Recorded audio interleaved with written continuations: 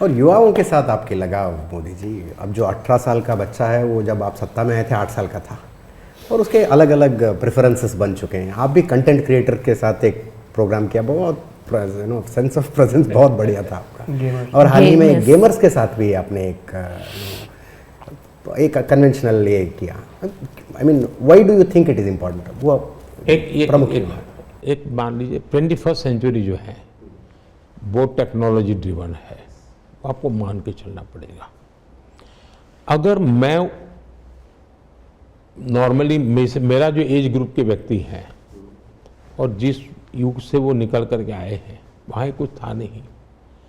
अगर मुझे सरकार चलानी है तो मुझे इसका प्राइमरी नॉलेज तो होना चाहिए, फर्स्ट हैंड एक्सपीरियंस होना चाहिए।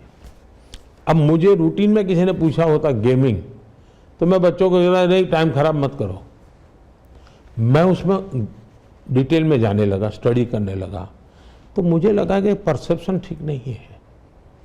हमें उसको रिस्ट्रिक्शन देने के बजाय हमने उसको चैनलाइज करना चाहिए, प्रॉपर वे में डाइवर्ट करना चाहिए।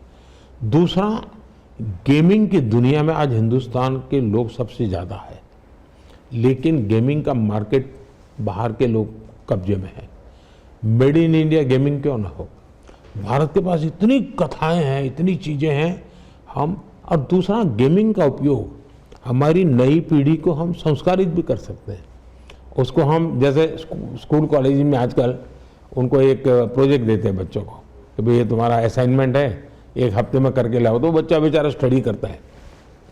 गेमिंग में ऐसा असाइनमेंट दे सकते हैं और वो अच्छे रिजल्ट आ सकता है। अब आपके शायद कर्नाटका में ही गेमिंग वालों ने एक नदी के गंदगी को लेकर के एक गेम बनाई थी और उसकी सफाई का, तो मुझे वो बहुत अच्छा लगा था।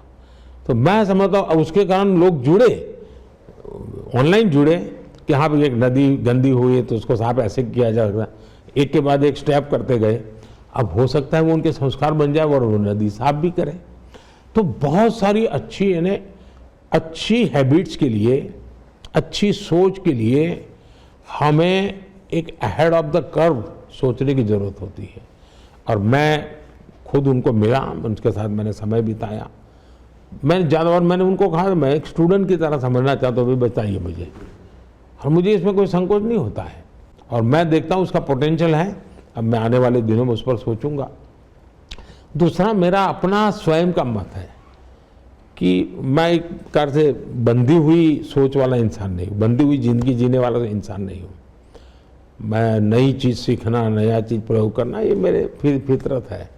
अब 2012 में पहली बार मैंने पॉलिटिकल लाइफ में आई वॉज शायद से फर्स्ट पर्सन जिसने गूगल हैंगआउट किया था। वो गूगल हैंगआउट का उस समय तो कोई पता ही नहीं था। फिर मैंने एक 3D होलोग्राम्स किया था, वो देखा था मैं। 3D होलोग्राम दुनिया के लोग, मैं जब भी उसके बाद जाता था, मुझे दुनिया का कोई राजनेता ऐसा नहीं होगा जिसने मुझे पूछा नहीं कि 3D होलोग्राम है क्या, करते कैसे हो। और बोले ये जो नाच गान वाले होते हैं वो डांसिंग वगैरह उसमें तो कर लेते हैं, ये कैसे करते हैं आप।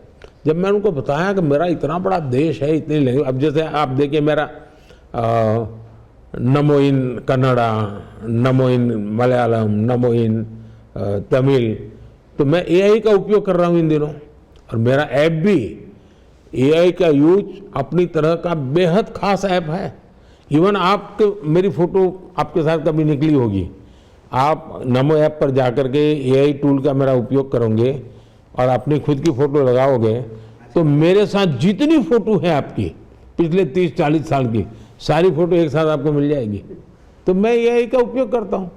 तो मैं उसी प्रकार से देखिए जी, एक कंटेंट क्रिएटर्स है, वो भी देश के लिए एक बहुत बड़ी एसेट होते हैं और ग्लोबली वो इम्पैक्ट क्रिएट कर सकते हैं जी। और तो मुझे उनके सामर्थ्य को जानना चाहिए, फर्स्ट हैंड जानना चाहिए। अच्छा, एक बहुत बड़ी इकोनॉमी भी है, मैं चाहता हूँ देश के ग्रोथ में वो भी अपना रोल करें।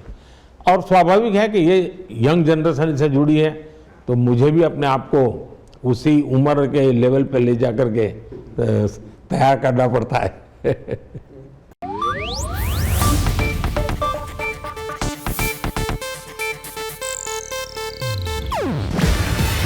ಇದು ಏಷ್ಯಾನೆಟ್ ನ್ಯೂಸ್ ನೆಟ್ವರ್ಕ್ ಪ್ರಸ್ತುತಿ.